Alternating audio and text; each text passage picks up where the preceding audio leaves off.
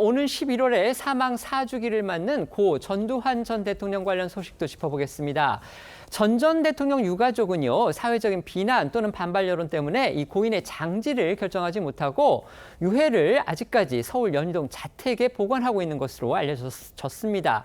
그런데 최근 유족 측이 이 궁여지책으로 유해를 자택 마당에 묻는 방안을 검토하고 있다는 그런 소식이 전해졌습니다. 관련 내용 전해주시죠. 네, 고 전두환 전 대통령 측 관계자가 연합뉴스에 유해를 서대문구 연희동 자택 마당에 영구 봉인하는 방안을 논의하고 있다 이렇게 밝힌 건데요.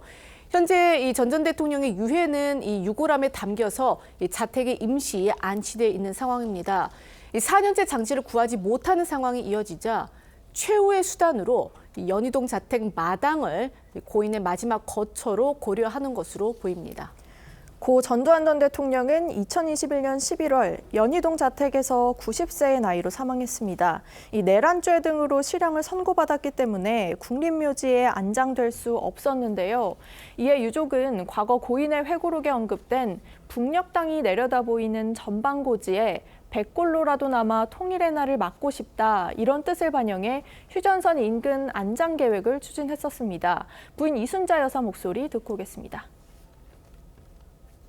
남편은 평소 자신이 사망하는 장례를 간소히 하고 무덤도 만들지 말라고 하셨습니다. 또 화장해서 북녘 땅이 보이는 곳에 뿌려달라고도 하셨습니다. 유족은 2023년 경기 파주시 문산읍 장산리 토지를 가계약했는데 언론 보도로 이 계획이 알려지면서 지역 내 반발이 일었고 부담을 느낀 토지주가 계약을 포기하며 계획이 무산된 바 있습니다. 결국 장지를 구하지 못한 유족들은 그동안 유해를 집에 보관하고 있었는데 이번에는 자택 마당에 유해를 영구 봉안하는 방안을 논의 중인 것으로 보입니다. 그러니까 집 마당에다가 본인의 묘소를 지금 만들겠다 이겁니다. 고인의 묘소를 만들겠다는 거죠.